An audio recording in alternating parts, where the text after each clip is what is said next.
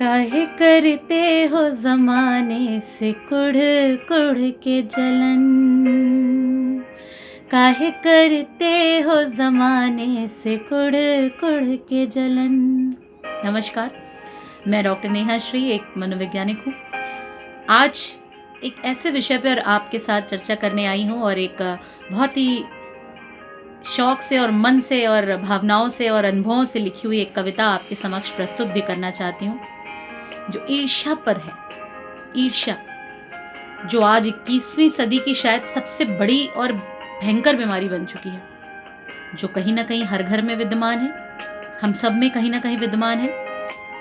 हम कोरोना से तो लड़ ले जाएंगे, सारी शारीरिक बीमारियों से तो लड़ जाएंगे, लेकिन इस मानसिक बीमारी का क्या होगा जो हर पल हमें और बीमार करती चली जा रही है।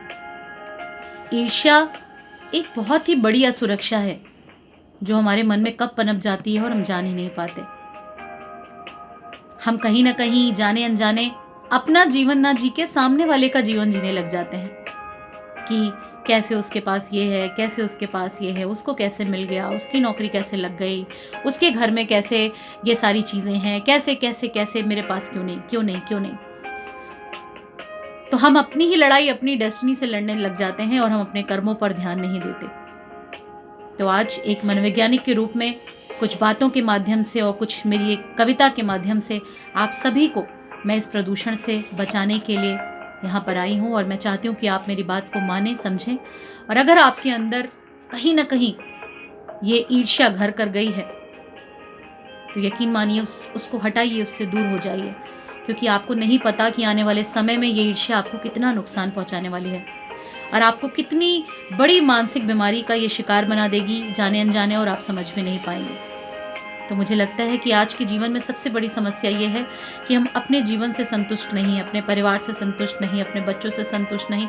हर वक्त एक तुलनात्मक जीवन जी रहे हैं, एक कंपैरिजन सा हमने क्रिएट कर दिया है। हर वक्त हम सामने वाले का जीवन जी रहे हैं, उसके भाग्य को अपना भाग्य समझने की कोशिश करने लग जाते हैं। वो क्या पहन रहा है, क्या खा रहा है, क्या चल रहा है, क्या उसकी डेस्टिनी में, हर वो चीज़ कहीं ना कहीं हम उससे जुड़ने की कोशिश करने लगते हैं। अच्छी बात है दूसरों के जीवन से सीखना, दूसरों को रोल मॉडल बनाकर उससे अपने जीवन में बहुत सारे सुधार करना बहुत अच्छी बात है, बहुत अच्छा इंडिकेटर है।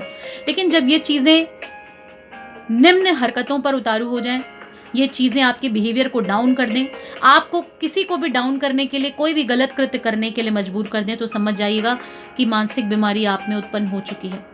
आप किसी को भी नुकसान पहुंचाने के लिए आप बैक बिचिंग करें, आप उसको नुकसान पहुंचाएं, उसकी लेग पुलिंग करें, उसको वर्क प्लेस पे, घर में, परिवार में, समाज में, रिश्तेदारी में, हर जगह उसे नीचा दिखाने की कोशिश करें, सिर्फ इसलिए क्योंकि वो बेटर जीवन जी रहा है। ये आपकी सबसे बड़ी समस्या अगर कहीं बन रही है तो मैं आगाह करती हूँ, निश्चिंत हो जाइए, बहुत ही सतर्क हो जाइए। निश्चिंत ना हो जाइए, सतर्क हो जाइए, क्योंकि ये मान कर चलिए कि कुछ गंदी चीज़ें दिमाग में एंटर कर गई हैं जो मुझे असुरक्षित कर रही हैं, इनसिक्योर कर रही हैं, और ये बातें, ये व्यवहार मुझसे जीवन में बहुत से गलत काम करा सकता है जो मैं करना भी नहीं चाहती।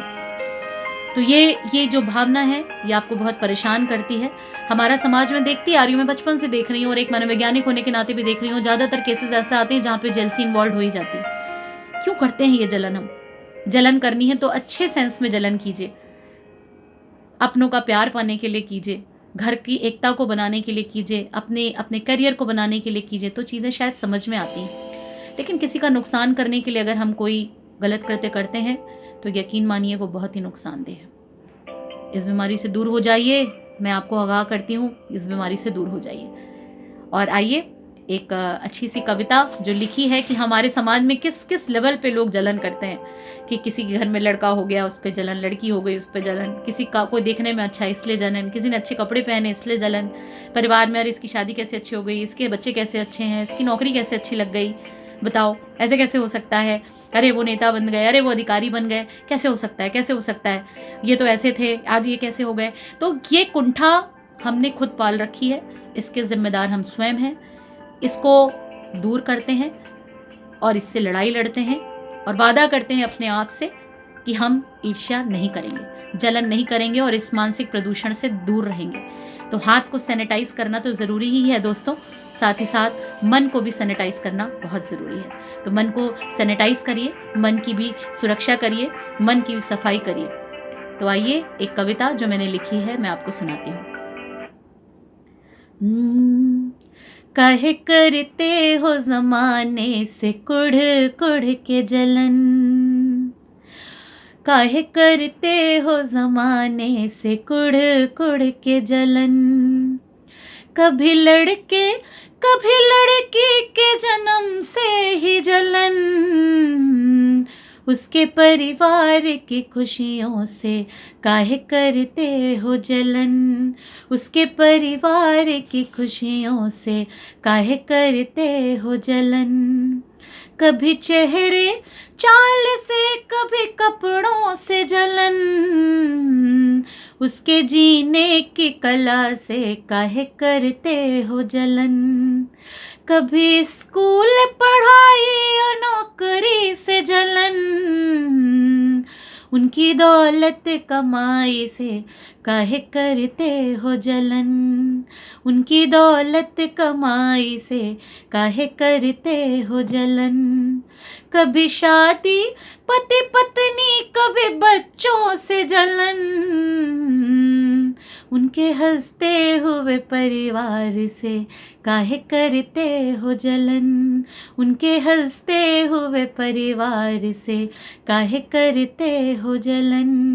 कभी नेता कभी मंत्री कभी संतरी से जलन,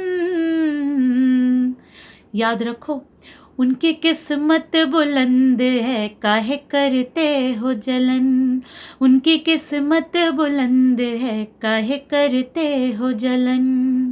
कभी क्षमता योग्यता और सफलता से जलन,